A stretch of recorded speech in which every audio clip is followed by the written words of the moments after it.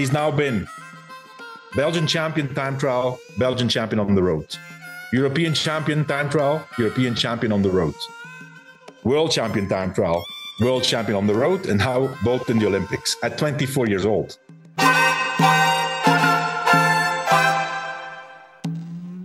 Hey, everybody. Welcome back to the Move podcast, talking about the Olympic Games. We're going to cover the women's time trial, women's road race, American gold medalist, Kristen Faulkner. Amazing. And we're going to cover the men's time trial and the men's road race, which, of course, there was just one guy, complete domination. But before we do, today's show brought to you by OneSkin. I don't know about you all, but I'm totally ready for summer. My skin, well, that's another story. It's dry, it burns easily, and honestly, it could use a little TLC. Good thing I've got OneSkin. All of their products are created by skin longevity scientists and backed lab and clinical studies. So you got to know their work. I'm not just talking about surface benefits either.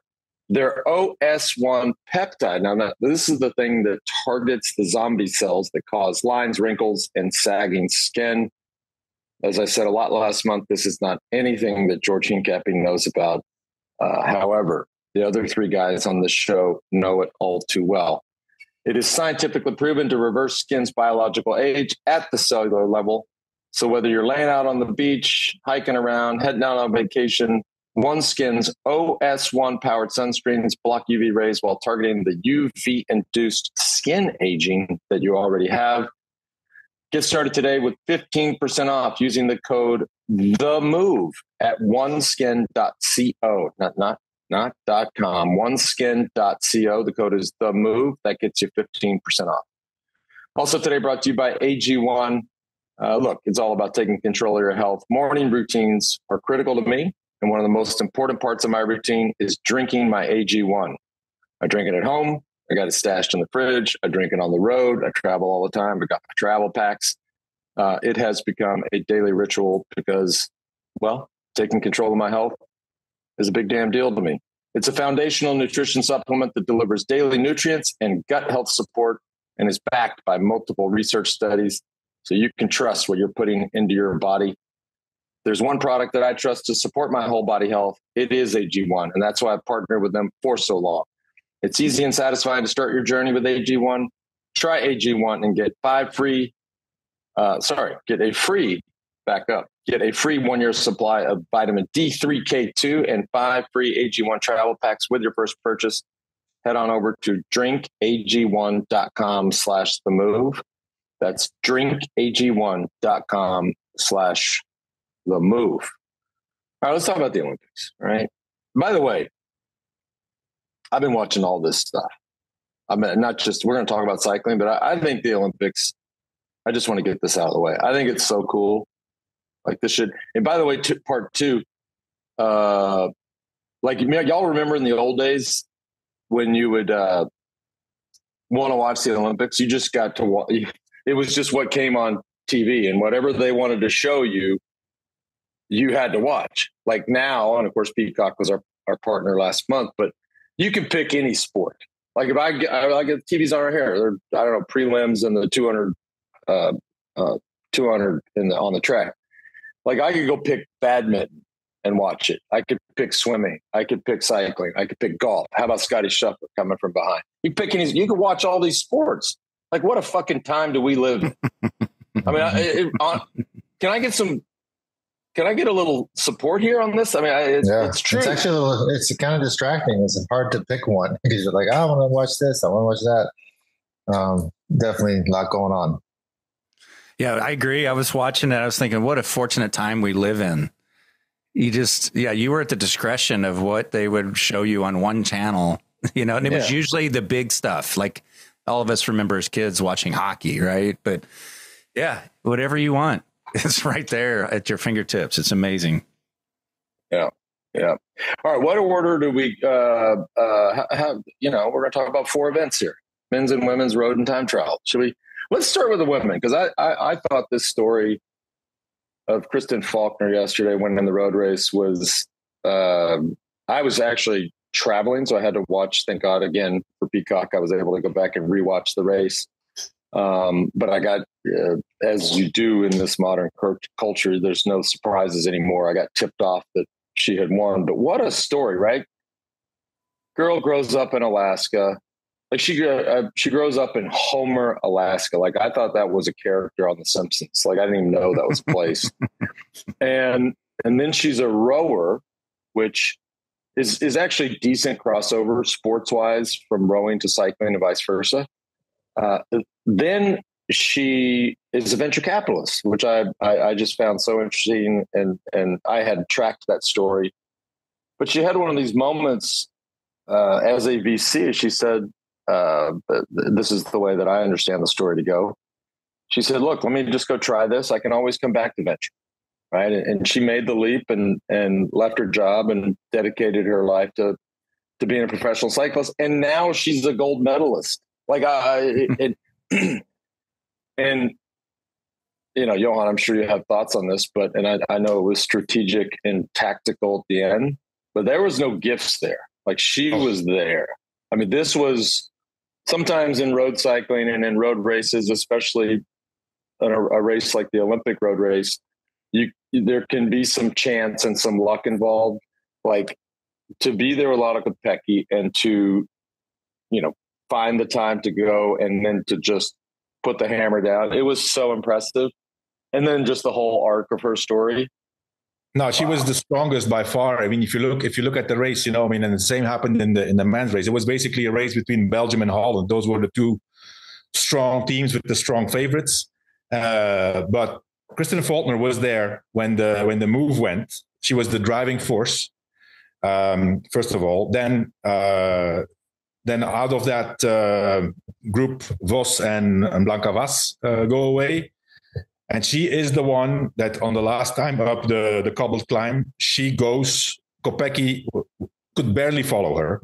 There was not even a chance for her to take a relay on the climb. She was on the limit.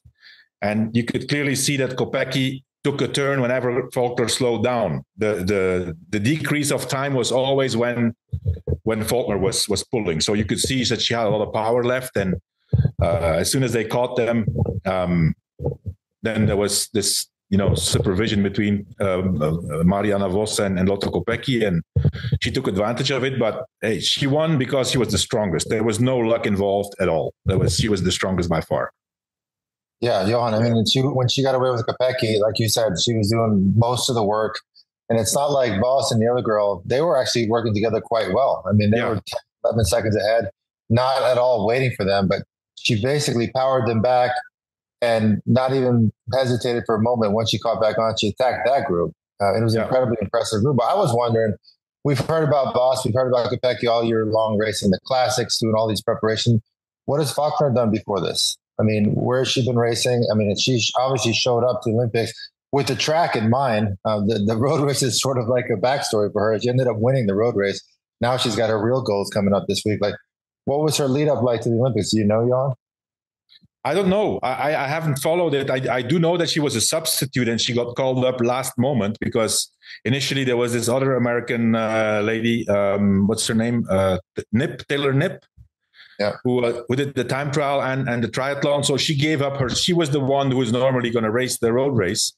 And Faulkner came in last moment. She decided, okay, I have a chance. There's this free spot here, but I don't want to compromise my chances for the team pursuit, which is her main goal, which makes the story even more unbelievable, actually. To win gold like that when it's not your main focus, that's just unbelievable.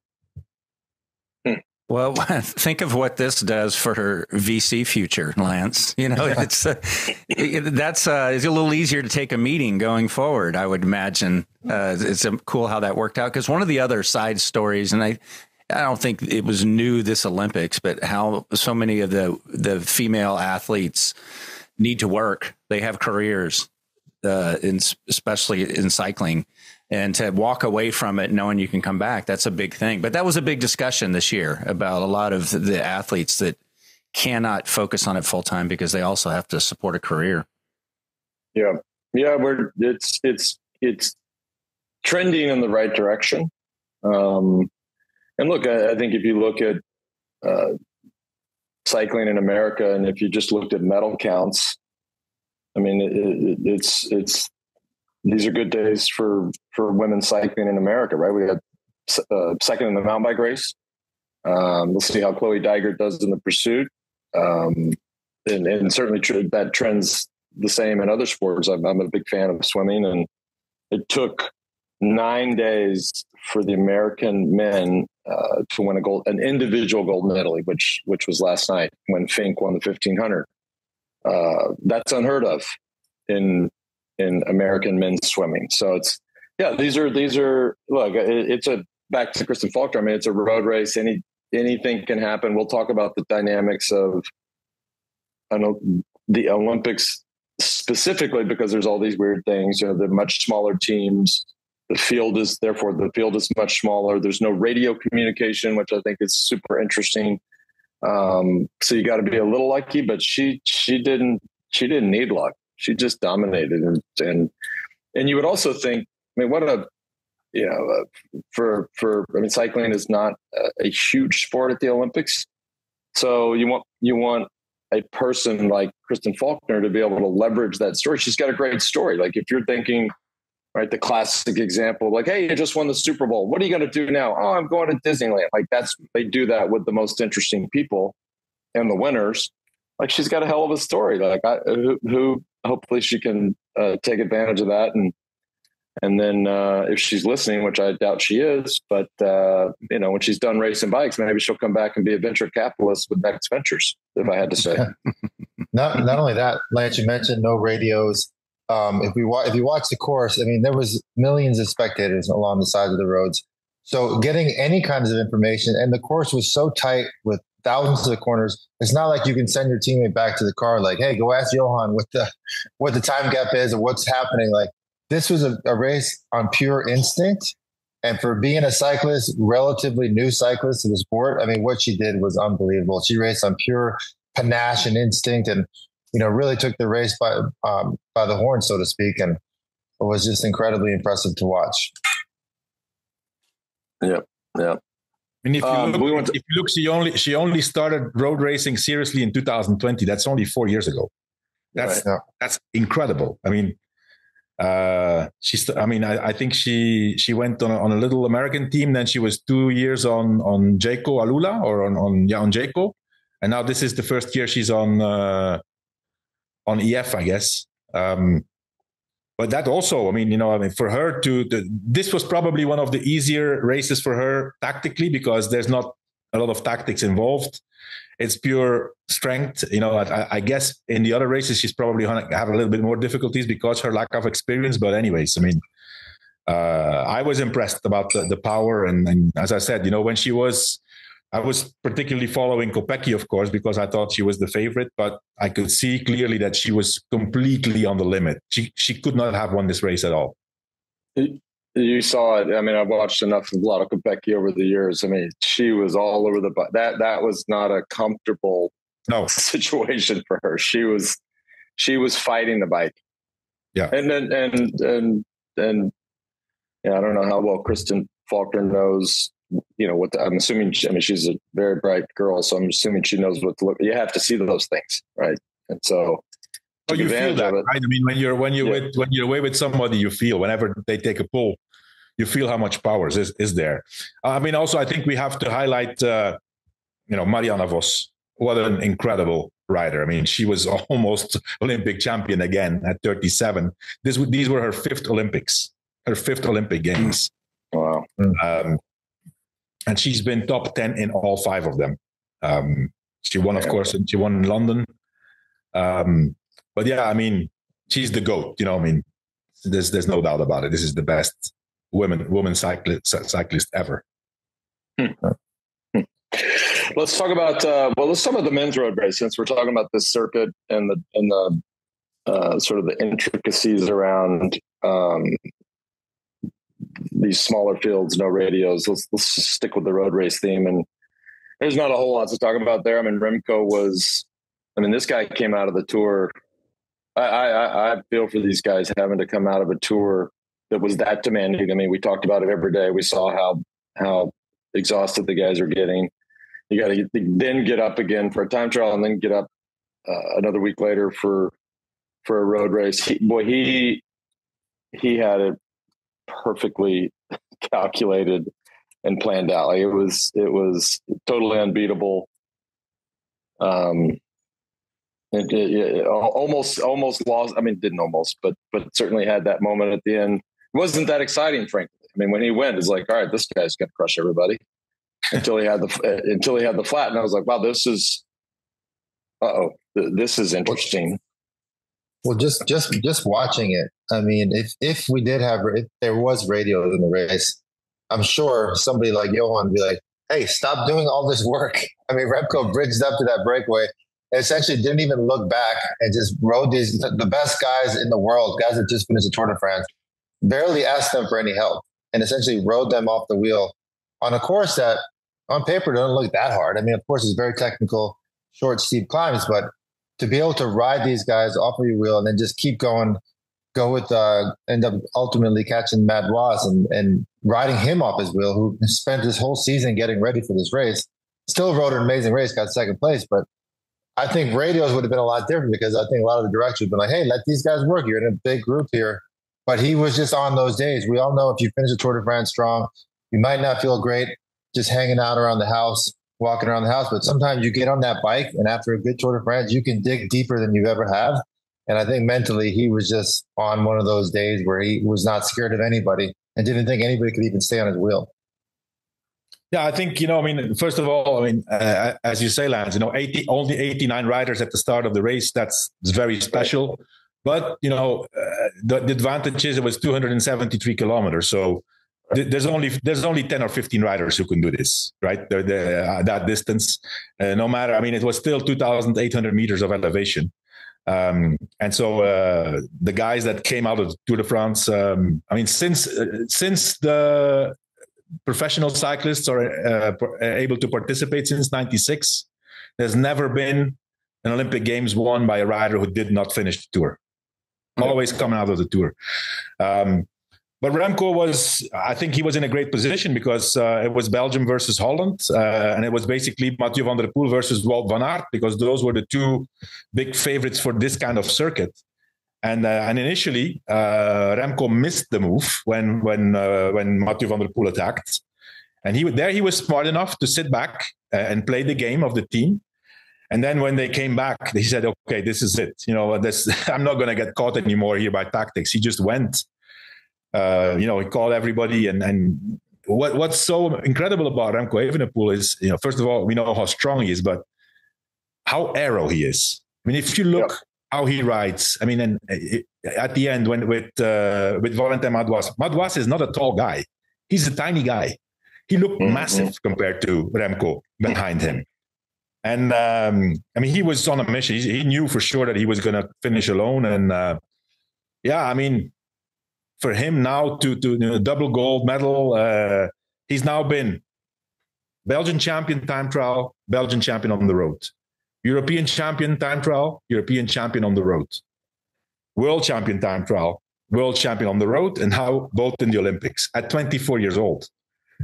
That's what the hell? It's like, what else can you do now? Well, you try to win the Tour de France, but we spent a lot of time. We spent a lot of time talking about that a few weeks ago. And it's interesting because cycling is such an important sport in Belgium. And I haven't looked at the medal count, but I have to imagine that the country of Belgium does not have a whole ton of gold medals. No, I could be wrong. But so for that country, a country that's cycling crazy, to have two of the gold medals on the medal count come from him. He was already a huge. It's the only two for now.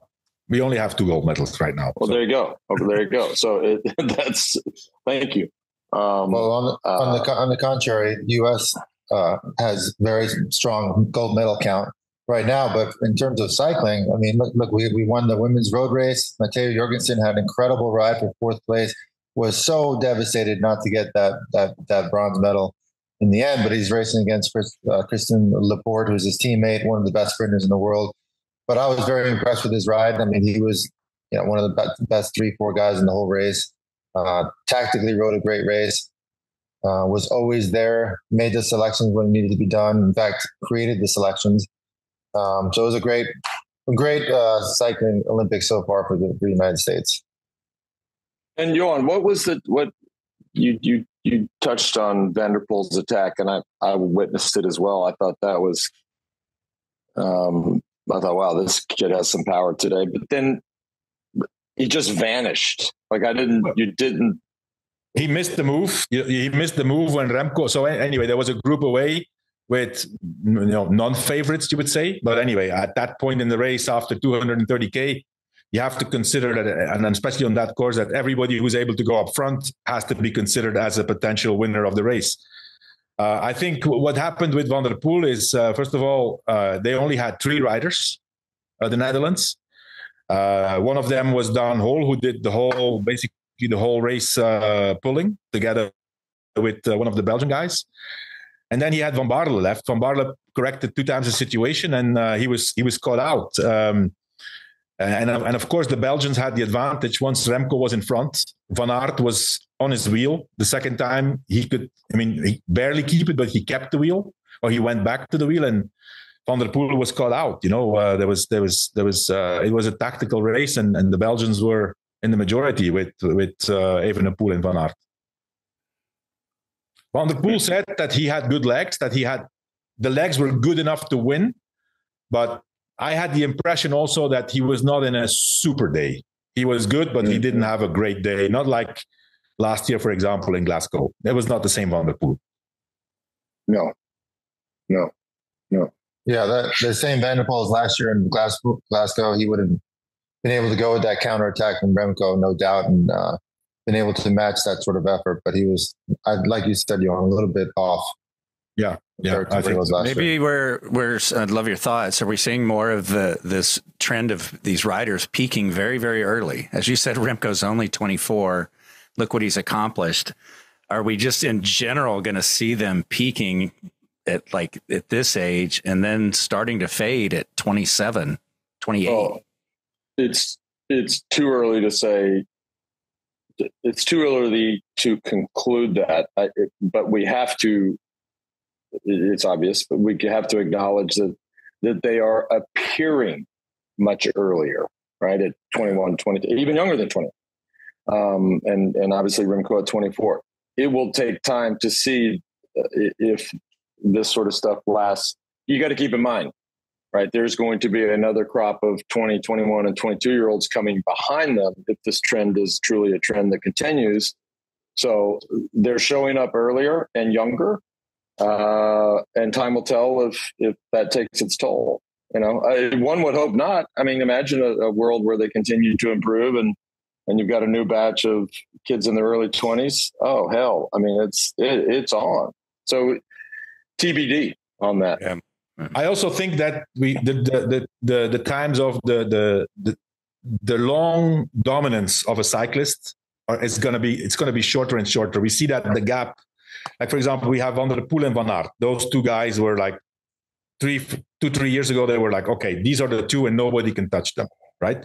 We see now, for example, a guy like, for example, you just named him, George, Matteo Jorgensen. He is not far off those guys.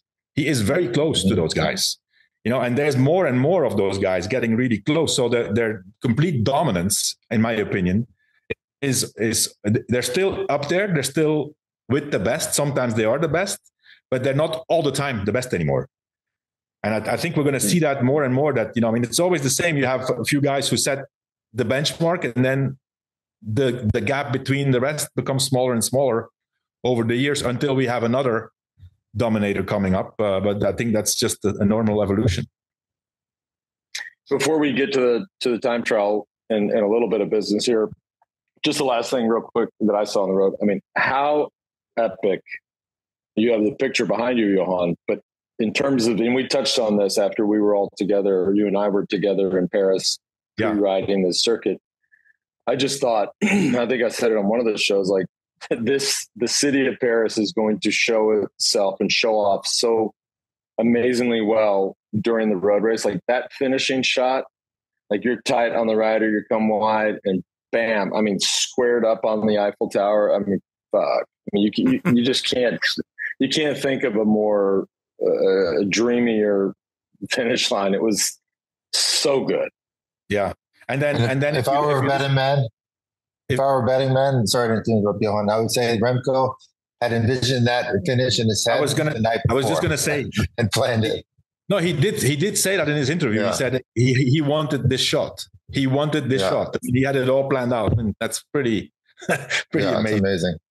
Yeah, why wouldn't you? All right, let's get to the time trials. But before we do, today's show also brought to you by Ketone IQ. You often hear us talk about how fasting and exercise are good for the brain. HVMN launched the world's first drinkable ketone in 2017. Ketone IQ is their latest innovation on ketones with improved effectiveness, taste, and cost. It delivers clean fuel that can cross the blood-brain barrier, supplying your brain and body sustained energy, focus, and sharpness. You get 30% off your first subscription order, plus a free six-pack when you use the link, not a code, the link, ketone.com/TheMove. That's ketone, ketone.com/TheMove. Get you some of that focus and energy power. Also today brought to you by Helix Sleep. Listen, I'm just gonna be real candid about this right now. I've been traveling for like a week. I've been away from my Helix Sleep mattress, and it ain't good. I can feel it immediately.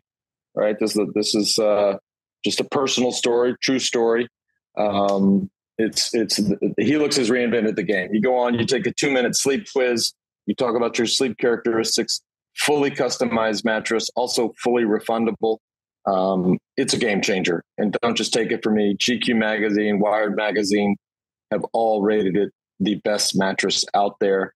They also have unique mattresses. So if you happen to be, I don't know, one of these 7-foot basketball players that are playing in the Olympics, well, you all need to be calling Helix Sleep.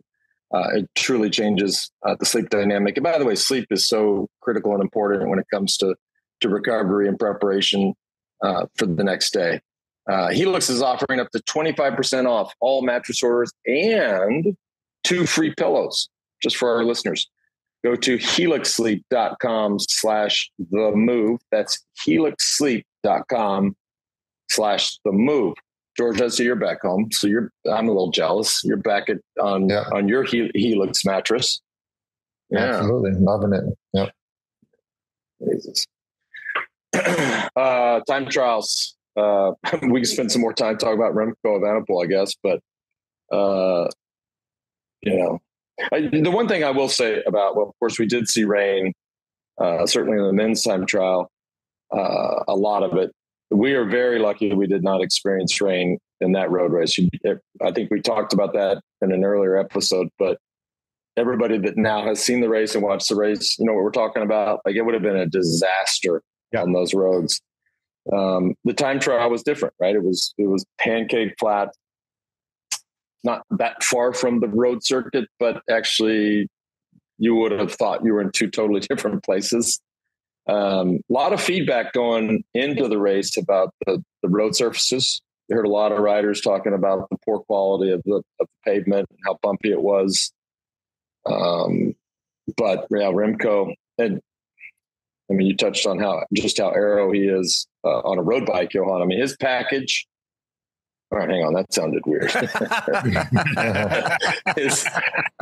Hey, man, did y'all listen to the move the other day? Lance was talking about Remco's package, but let's talk about his. I'm not like the pole vaulter who knocked the pole over because of his package. Did y'all see that? Yeah, y'all see that? Y'all see that? He's getting porn offers. No, he's for sure. He's that boy's on OnlyFans already. You sicko motherfuckers. I'm not talking about that kind of package, right? His aero package. I mean, it's. He can generate watts, right? If you're that aerodynamic and you can put out that much power, and I would love to come over the top on what Johan said about the Tour. I think if you want to win an Olympic gold medal in either the time trial or the road race, you have to do the Tour de France. It just asked Filippo Ganna. Like, the special training and trying to do the road or the time trial and the track and not do the tour. That doesn't work. It kills guys and makes guys very tired, but you come out of that thing so much stronger. I just have to. And Remco, he did it perfectly. Well, I mean, I think what's really impressive is, and as you said, Lance, the rain, and the women's race was actually raining a lot also, like even more than the men, I think. Yeah. But, for Remco to because this was not an ideal course for him, it was for Ghana, it was for Tarling, it was more for Van Aert with the huge power. He compensates with his aero, but, to see 53.7 kilometers average on those wet roads, there was some technical corners. That's just unbelievable, those speeds. I do think, however, I mean, and the Belgians are probably not going to like this, but I think that Joshua Tarling, without the puncture, he takes the gold medal. That's a big one. That's a big one. He finishes 27 seconds behind. He had a flat bike change, the lose of speed, the loss of speed when you take the bike, get back on the bike, get to the rhythm again, and then on top of that, not the bike he has been training on for the last week, and then getting the focus again. It would have been tight, He was my favorite before the race, but anyways, that's part of the race. It doesn't take away anything from Remco Evenepoel to beat Filippo Ganna, and then Wout van Aert. I think 25 seconds behind. The first time ever we see in modern cycling to have a guy on a road time trial with double disc. That was quite a gamble, but it paid off. I mean, they have been testing with this for 3-4 months already, and they knew exactly what they were doing. And I guess nowadays with the disc brakes, it's easier to have a full disc in the front, because you could say, well, usually the braking would be a little bit less. Back in the days with the rim brakes, but that was a first, and it paid off for Wout van Aert. By the way, feel for these guys like Ghana and Josh Starlin. I mean, Josh Starlin was up in Andorra training specifically for the time trial for months, and I mean, think about how mentally hard that is. Of course, Tour de France is hard, but it's your job. You're racing every day. You're gaining fitness day by day. But man, to spend the whole year focus on that time trial and then get a flat tire, and most definitely would have gotten a medal for sure. Definitely a medal, yeah. Yeah, that's tough. 2 seconds out of the bronze. So I think it's safe to say, and also hard to stay focused like that in one place training, but probably spending your afternoons watching the Tour de France. That would, which I know they all do. Yeah. Well, and then we got Chloe in the women's time trial. I mean, coming back from an incredible injury a couple of years ago, a long road back, came back to fitness. She was actually at my Gran Fondo last year, which was awesome to have her. But the whole year was focused on these Olympics, and I know that she was really, really disappointed with bronze. Although it's a medal, it's a huge accomplishment after what she's been through. Also with the crash. But we got to be proud of her ride. I think she did an incredible ride. But here, I think, George, there was no discussion. Grace Brown, she was untouchable. I mean, 1 minute 30 and 1 minute 131 and 132 on the second and the third. That was just, I mean, she went faster than I think there was 6 or 7 professionals of the man race who went slower than Grace Brown in the time trial. And I think it was raining more for the women than for the men, actually. She was flying. Look at the results. She beats Anna Henderson by 1:31. That's the difference between first and second. If you used 1:31 as a barometer here, and you just went down the results from second to whatever, you got to go down to 14th place. So the difference between first and second is 1:31. The difference between second and 14th place is also 1:31. Like, that's when if you're just looking on paper, I mean, that's just total domination. And what a way to finish. I mean, she announced her retirement a few months ago. What a way to finish off your career with the Olympic gold. I mean, and be from a country like Australia that's just sports crazed. I mean, it's total domination. What was I going to say about Chloe? When is Chloe's got the pursuit coming up, and we don't. I actually had a question about, and this is maybe a question for Ali and Mari, but I wonder if Kristen Faulkner now rides the women's tour. I don't know the answer to that. I would love to see her in the Tour de France Femme avec Zwift. And then do we see Chloe Dygert in the women's tour? She's got it on her schedule. I think her next focus is the world. So she does have the tour on her schedule. She does. Yeah. Chloe Dygert does. Yes. Oh, wow. Okay. I don't know how accurate that is, but. Let's finish off with mountain bike. Well, yeah, we were going to talk about the road races, but you have to talk about Tom Pidcock. I mean, I watched the whole race. I will say it's fun. It's for me. It's nice to watch a race that's an hour and a half long. You can watch the whole thing. And I've told no less than a dozen people, like, you have to watch the last lap. And what he did on the last lap. And again, it's a circuit race. They all know the circuit very well. They all know that there was that split in the trail. The way first of all, he flatted, had to get a wheel change. The poise that he showed, and pretty slow wheel change for that matter.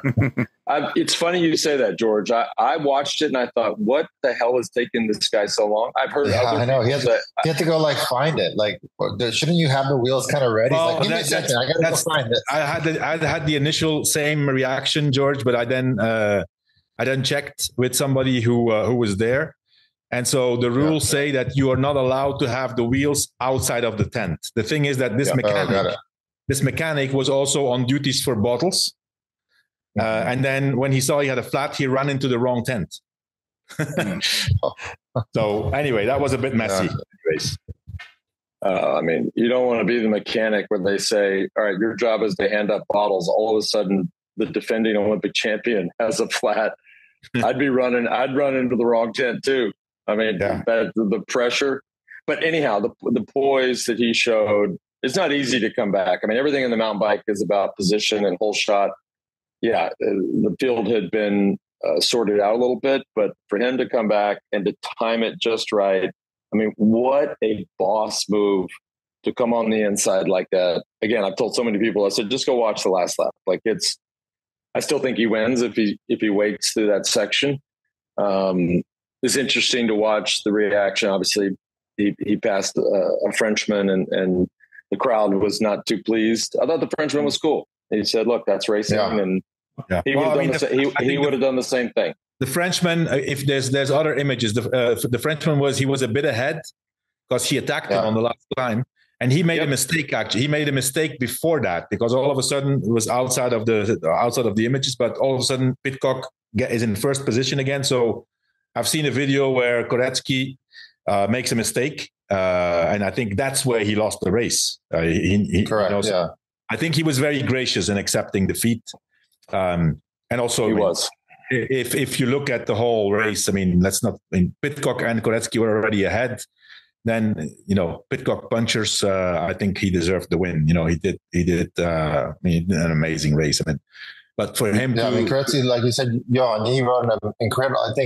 I think he actually maybe even held back, knowing that Pidcock is gaining a couple seconds a lap on him, just so that he can kind of rope-a-dope him and, okay, you catch me, and then I'm going to attack you like a half a lap later. I thought it was super exciting to watch, and he rode a great race, probably as good of a race as he could have, with the exception of that one small mistake he made. Yeah. But once he made that mistake, Pidcock was gone. I think his heart rate was probably 210. That was everything he had left. Maybe he had the advantage of being in front, but the power of Pidcock coming in that last kilometer was greater than Koretsky's, for sure. Yeah. And also double gold medal for Ineos in the women's mountain bike, Pauline Ferrand-Prévot, wins the race. I mean, like no discussion. She was just head and shoulders above everybody else, and announces that she quits mountain biking and next year wants to win the Tour de France. That's another an interesting story. She's been already world champion on the road. She's been world champion cyclocross. This is also a multidiscipline champion who now wants to focus on the road again. Well, she can climb, so we know that's a nice start. All right, cool. Well, any other housekeeping? Well, we do. JB, I know we touched on the pre-show. We've got we teased it out during the tour. I don't know if anybody's seen Sir Bradley Wiggins. I believe I've heard that from very good sources he's back in Aspen, Colorado. We actually spent a little bit of time talking about Aspen and its relationship to, let's just call it, outlaws during the podcast with Sir Bradley Wiggins. So that should be coming out any day now. But yeah, for real, if anybody, I have a personal APB out on Sir Bradley Wiggins somewhere in Pitkin County. But I have photo evidence too. He was with a friend of mine. I think this was in Aspen today. Today. Okay, good. Well, I'll look at the metadata from the photo. I guess I guess he's okay with us running it. So let's go ahead and put that up. But it's a fascinating conversation with what I think is a brilliant guy, a brilliant guy. We enjoyed having him. So that's coming up soon. And I think that's a wrap. We'll go back to watching. How much more of this Olympic stuff we have? Another week? Swimming's over, so I don't watch. Swimming and golf are over, so I probably watch less. And cycling, road cycling's over. So I think it's until the 12th, I think, right? Okay. Well, and that's when the women's Tour de France Femme avec Swift kicks off. That's right. It starts the 12th. We'll do a preview show on the 11th, and then fire up on the 12th. It's gonna be a good race. Sounds like it's going to be an even better race next year with Privot in the race. Another housekeeping issue.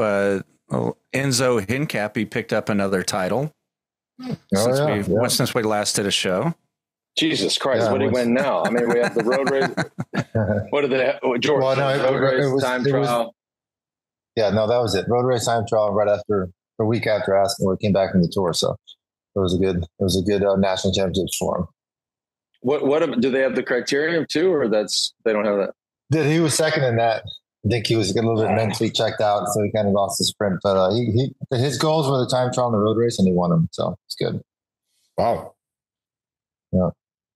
Dude, how sick is that standing there like watching it? It would be. What's the number of American champion jerseys between you and Enzo? He has more already than you know. He's got 5 now, so yeah, he's creeping up on me for sure. Wow, that's amazing. Yeah. All right, you're gonna be sleeping in that little garage apartment thing you got pretty soon if he keeps it up. I know. I know it. All right, cool. All right, everybody, thanks for tuning in, and we'll see y'all soon.